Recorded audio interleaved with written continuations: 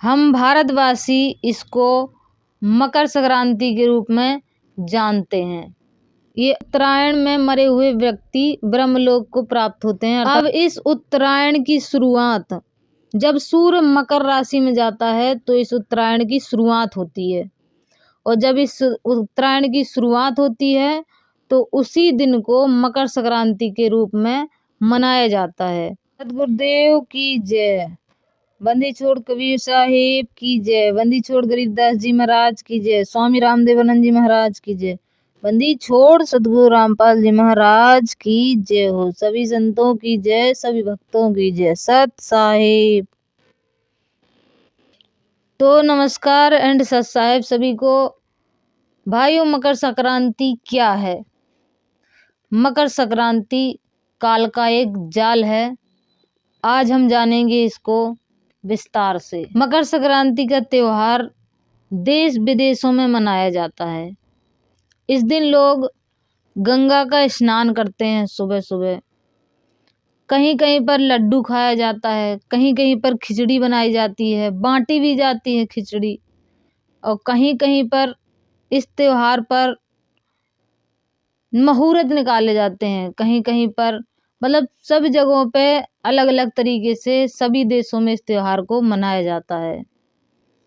बस इस त्योहार के बोली भाषा और अलग अलग स्थानों पर अलग अलग देशों में इसके अलग अलग नामों से इस त्योहार को जाना जाता है। हम भारतवासी इसको मकर संक्रांति के रूप में जानते हैं।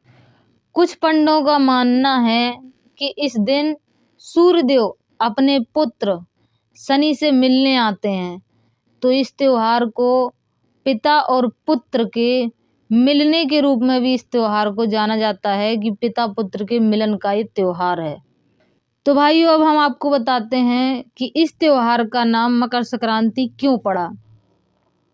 जब सूर्य धनु राशि को छोड़कर मकर राशि में प्रवेश करता है तो उसी अवस्था के नाम पर इस त्योहार का नाम मकर संक्रांति पड़ा। अब हम आपको असली बात पर ले चलते हैं, जानते हैं इसके पीछे कारण क्या है। क्या है ये त्योहार, क्यों मनाया गया है त्योहार, और कहाँ से शुरुआत हुई इस त्योहार की। तो भाइयों, बिना तत्वदर्शी संत के मोक्ष संभव नहीं, बिना गुरु के मुक्ति संभव नहीं है। इस त्योहार के शुरुआत के पीछे का रहस्य भी मोक्ष को लेकर के है। बात उस समय की है जब प्राचीन युग था, सतयुग का समय था। आत्माएं मनुष्य रूप धारण करे हुई थी। धीरे धीरे आत्माओं का बुढ़ापा आना चालू हुआ। मनुष्य जन्म में शरीर में जो 5 तत्व का शरीर है, इसमें कष्ट लोगों को चालू हुए। किसी का पुत्र मर रहा था, किसी का पिता मर रहा था, किसी की बहन मर रही थी, किसी की बेटी मर रही थी, किसी के हाथ में कष्ट था, किसी के शरीर में कष्ट था, किसी को किसी प्रकार का इस देह में कष्ट होने लगा। लोग तड़प रहे थे दुख के कारण। तो लोगों ने उस परमेश्वर को पाने की सोची और एक ही जरिए सोचा कि भक्ति की जाए। कोई तपस्या करने लगा, कोई किसी प्रकार के मंत्र जाप करने लगा। उस समय सब अलख निरंजन की पूजा करते थे। सभी अलख निरंजन को पूजते थे। अलख निरंजन मतलब ब्रह्म। सभी ब्रह्म की उपासना करते थे। क्यों? क्योंकि ब्रह्मलोक में गए हुए प्राणी बहुत युगों के बाद इस धरती पर पुनः वापस लौटते हैं। तो उन्हें लगा कि चलो कुछ ही युगों की बात है, हम लोग वहाँ सुकून से अपना बिता लेंगे, उसके बाद यहाँ पर फिर से कष्ट भोगना पड़ेगा। तो कोई और मोक्ष का जरिया ना समझकर ब्रह्म की उपासना सभी आत्माओं ने चालू कर दी। धीरे धीरे ब्रह्मा विष्णु महेश जो देवी देवता हैं, ये सब थोड़े जल्दी प्रसन्न हो जाते थे। तो धीरे धीरे इनकी भी पूजा स्टार्ट हो गई। लोग इनकी भी उपासना करने लगे। और सबका एक ही उद्देश्य था कि मोक्ष की प्राप्ति। लेकिन मोक्ष बिना तत्वदर्शी संत के और बिना भक्ति के मोक्ष संभव नहीं है। स्वर्ग आदि लोग क्षणिक क्षणभंगुर है, वहां पर गए हुए जीव बहुत जल्दी लौटकर मृत्यु लोक में जन्म पाते हैं, और ब्रह्म के लोक में गए हुए लोग कुछ ज्यादा समय तक वहां अपना समय व्यतीत करते हैं, उसके बाद यहाँ पर मृत्यु लोक में आते हैं। ब्रह्मा जी की दिन और रात की गणना के अनुसार उत्तरायण और दक्षिणायन 6 महीने में उत्तरायण पड़ता है और 6 महीने में दक्षिणायन पड़ता है। उत्तरायण में मृत्यु को प्राप्त होने वाला व्यक्ति ब्रह्मलोक जाता है, और दक्षिणायन में मृत्यु को प्राप्त होने वाला व्यक्ति देव आदि लोग स्वर्ग आदि लोकों में जाता है। इसलिए लोग ज्यादातर उत्तरायण में मरना पसंद करते थे, मरने का प्रयास करते थे। लेकिन ये भी उनको प्राप्त होता है जो भक्ति करते हैं। ऐसा नहीं कि कोई भी सोचे कि भक्ति नहीं करता हो और ये खत्म मर जाएगा तो ये उत्तरायण में चला जाएगा, स्वर्ग आदि लोकों में और ब्रह्मलोक चला जाएगा। ऐसा नहीं है, जो भक्ति करते हैं उनके लिए ये गणना है। आइए देखते हैं श्रीमद् भागवत गीता, और इस बात को हम लोग श्रीमद् भागवत गीता से प्रूव करते हैं। चूंकि इस त्योहार की शुरुआत महाभारत काल से ही मानी जाती है, इसलिए हम लोग महाभारत काल में ही बोले गए ग्रंथ श्रीमद् भागवत गीता से ही प्रमाण लेंगे। ये वही संक्षिप्त महाभारत प्रथम खंड गीता प्रेस गोरखपुर से छपा हुआ है। इसका हम लोग देखेंगे भीष्म पर्व, भीष्म के पास जाकर सब राजाओं का तथा कर्ण का मिलना। ये देखिए, ये भीष्म पितामह हैं, बाणों की सैया पर लेटे हुए हैं। ये सब मिलने आए हैं, तो इनको लगा कि ये खत्म हो चुके हैं, मृत्यु को प्राप्त हो चुके हैं। तो ये देखते हैं इनकी वार्ता। 804 पेज नंबर है। भीष्म जी तो संपूर्ण शास्त्र वेत्ताओं में श्रेष्ठ हैं, इन्होंने इस दक्षिणायन में अपनी मृत्यु क्यों स्वीकार की? यह सुनकर पितामह ने उत्तर दिया, मैं अभी जीवित हूँ। हिमालय की पुत्री श्री गंगा जी को जब यह मालूम हुआ कि कौरवों के पितामह भीष्म पृथ्वी पर गिरकर भी अभी प्राणों को बचाए हुए उत्तरायण की वाट जोहते हैं, ये पितामह ने अपने प्राण दक्षिणायन में नहीं त्यागे, उत्तरायण की वाट जोड़ रहे हैं कि उत्तरायण जब लगेगा तब ये अपने प्राणों को त्यागेंगे। तो उन्होंने महर्षियों को हंस के रूप में उनके पास भेजा।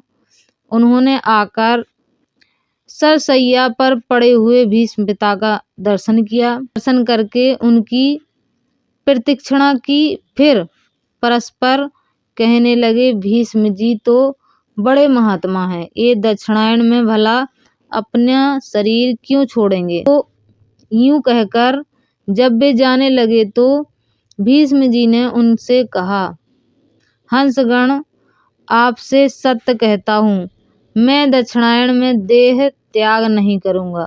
उत्तरायण होने पर ही अपने धाम की यात्रा करूँगा। यह मेरे मन में पहले से ही निश्चित है।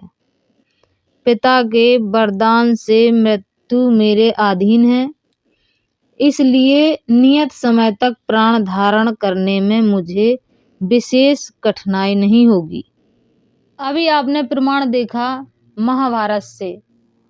आपने देखा कि भीष्म पितामह, गंगा पुत्र भीष्म पितामह दक्षिणायन में अपने प्राणों को नहीं त्याग रहे हैं।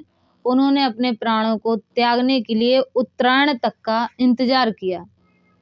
गंगा की कोख में 9 महीने के बाद रहने के बाद भी भीष्म पितामह को ये लगता था कि उत्तरायण में प्राण त्यागने से हमारा मोक्ष होगा, क्योंकि गंगा उनके पुत्र होने के बावजूद उनको शंका थी कि उनके पाप नहीं कटे हैं, और उत्तरायण में प्राण त्यागने को वो क्यों इंतजार कर रहे थे, क्योंकि उन्होंने भी महाभारत काल में ही काल भगवान द्वारा बोली गई श्रीमद् भागवत गीता का ज्ञान सुन रखा था। हालांकि भीष्म पितामह तत्वदर्शी संत की शरण में नहीं थे, इसलिए उनको तत्व का ज्ञान नहीं था।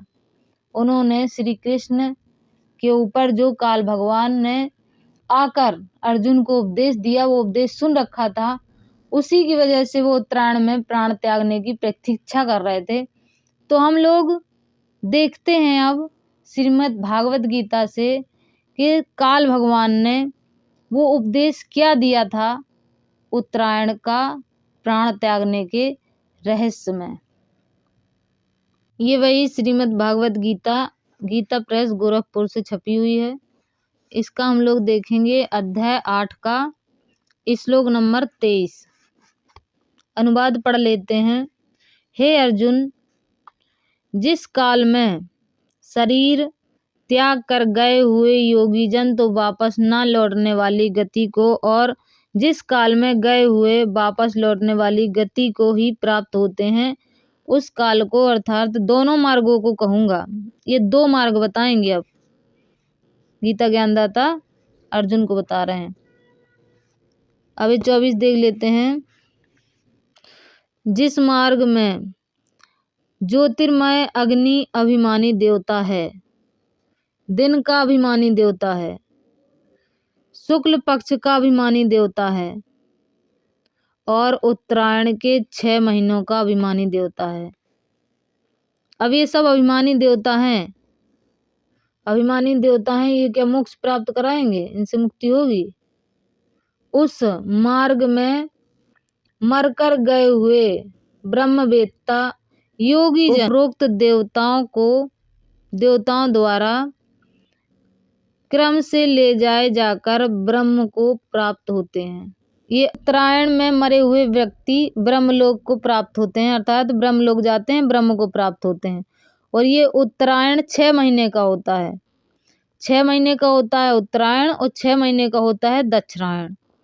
इसी उत्तरायण में मृत्यु को प्राप्त करने के लिए भीष्म पितामह इंतजार कर रहे थे कि मैं उत्तरायण में मरूंगा तो मुझे ब्रह्मलोक की प्राप्ति हो जाएगी। अब इस उत्तरायण की शुरुआत जब सूर्य मकर राशि में जाता है तो इस उत्तरायण की शुरुआत होती है, और जब इस उत्तरायण की शुरुआत होती है तो उसी दिन को मकर संक्रांति के रूप में मनाया जाता है। इस दिन कई लोग गंगा नहाकर खुशियां मनाते हैं, लड्डू खाते हैं, खिचड़ी बांट के खुशी मनाते हैं कि अब उत्तरायण लग गया है, अब हम मरेंगे, मृत्यु को प्राप्त होंगे 6 महीने के अंदर, तो हमें ब्रह्मलोक की प्राप्ति हो जाएगी। और उसके बाद 6 महीने बाद दक्षिणायन लगता है। अब ये ब्रह्म को प्राप्त होते हैं। गीता ज्ञानदाता बता रहा है कि उत्तरायण में मरे हुए ब्रह्म को प्राप्त होते हैं। तो इस चीज को याद रखना कि ब्रह्म को प्राप्त होते हैं। अब इसको हम आगे डिफाइन करेंगे कि ब्रह्म को प्राप्त हुए मनुष्य फिर लौट के संसार में आते हैं। यहीं से इसी भागवत गीता से प्रमाणित करेंगे। याद रखना ब्रह्म को। अब देखते हैं 25वां श्लोक। जिस मार्ग में धूमा अभिमानी देवता है, रात्रि अभिमानी देवता है तथा कृष्ण पक्ष का अभिमानी देवता है, और दक्षिणायन के 6 महीने का अभिमानी देवता है, उस मार्ग में मर कर गया हुआ सकाम कर्म करने वाला योगी उपयुक्त देवताओं द्वारा कर्म से गया हुआ चंद्रमा की ज्योति को प्राप्त होकर स्वर्ग में अपने शुभ कर्मों का फल भोग कर वापस आता है। ये हो गया दक्षिणायन। दक्षिणायन भी 6 महीने का होता है, और इसमें मरा हुआ व्यक्ति, मरकर गया हुआ व्यक्ति स्वर्ग आदि लोकों में जाता है और वहां पर अपने शुभ कर्मों के अनुसार फल भोग कर वापस लौटकर ये धरती पर आता है, मृत्यु लोक में फिर उसका जन्म होता है। क्योंकि जगत के ये दो प्रकार के शुक्ल और कृष्ण अर्थात देवयान और प्रत्यायन मार्ग सनातन माने गए हैं। इनमें एक के द्वारा गया हुआ जिसमें वापस नहीं लौटना पड़ता उस परम गति को प्राप्त होता है, और दूसरे में दूसरे के द्वारा गया हुआ फिर वापस आता है अर्थात जन्म मृत्यु प्राप्त होता है।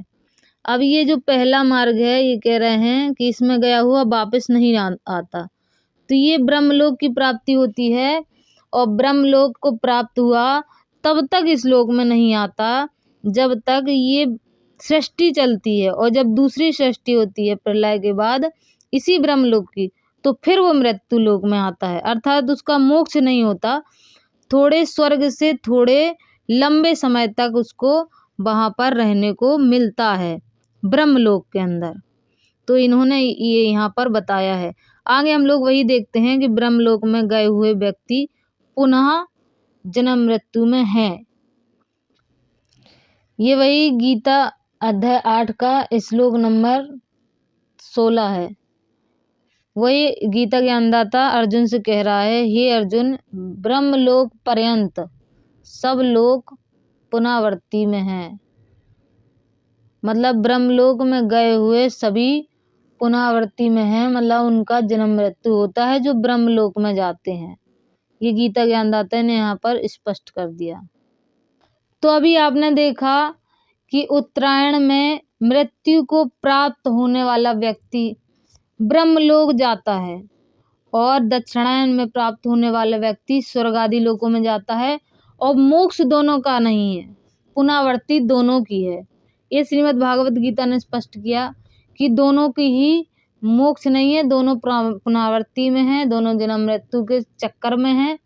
और ये भी इतनी गति भी उन लोगों की है जो लोग भक्ति करते हैं, मर्यादा में रहते हैं, उन लोगों की ये गति है। ये लोग नहीं है कि आप मांस खा रहे हैं, दारू पी रहे हैं, नशा कर रहे हैं और बस खिचड़ी खा लीजिए और गंगा में स्नान कर लीजिए एक दिन मकर संक्रांति के, जिस दिन से उत्तरायण स्टार्ट होता है उस दिन मकर संक्रांति मनाई जाती है। तो आप उस दिन गंगा में स्नान कर लें या खिचड़ी खा लें या कुछ भी कर लें, उससे आपको कोई लाभ नहीं होने वाला। तो मकर संक्रांति तो हो गई मोक्ष पाने का साधन। द्वापर युग से सभी मकर संक्रांति को मनाते आ रहे हैं, ये सोचकर कि आज से उत्तरायण चालू हो गया है, तो अब 6 महीने तक उत्तरायण में जो भी मृत्यु को प्राप्त होगा वो ब्रह्मलोक जाएगा। इस बात की खुशी मकर संक्रांति के रूप में मनाते चले आ रहे थे, लेकिन आज इस बात का भेद खुल गया कि ब्रह्मलोक में गए हुए प्राणी भी पुनर्जन्म और मृत्यु में हैं। अब उसी भागवत गीता में गीता ज्ञानदाता ने उत्तरायण तक मुक्ति का साधन सीमित नहीं रखा। उसने पहले ही गीता अध्याय 4 श्लोक नंबर 34 में कह दिया था कि उस तत्वदर्शी की संत की शरण में जाओ अगर मोक्ष पाना है तो।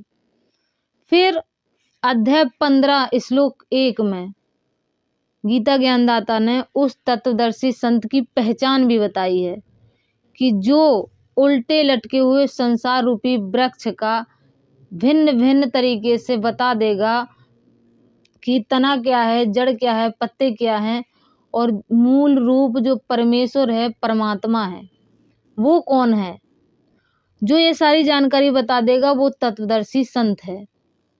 और जो इस जानकारी को बताने के बाद उसको पाने का मार्ग भी बताया कि ओम तत्सत इति निर्देशे ब्रह्मणे त्रिवेदे स्मृते, कि वो संत 3 विधियों द्वारा जाप करने की 3 विधि बताएगा, और उन्हीं विधियों द्वारा जाप करने से उस मूल वाले परमेश्वर को प्राप्त होगा और मोक्ष की प्राप्ति होगी और फिर लौटकर संसार में नहीं आएगा।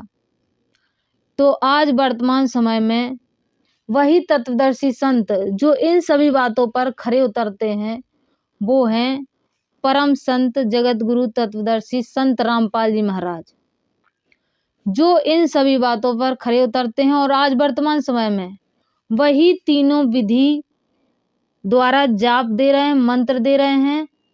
और असली मकर संक्रांति संत रामपाल जी महाराज के बच्चों की है, उनकी रोज ही मकर संक्रांति है, क्योंकि वो उन्हीं मंत्रों के जाप करते हैं। और वो चाहे उत्तरायण में मरे, चाहे दक्षिणायन में मरे, चाहे उनकी मृत्यु कभी भी हो, वो मोक्ष को ही प्राप्त होंगे। और अगर आप लोग भी मोक्ष पाना चाहते हैं तो संत रामपाल जी महाराज की शरण में आएं, उनसे नाम दीक्षा लें और अपना अपने परिवार का कल्याण कराएं। मिलेंगे नेक्स्ट वीडियो में, तब तक के लिए सत साहिब।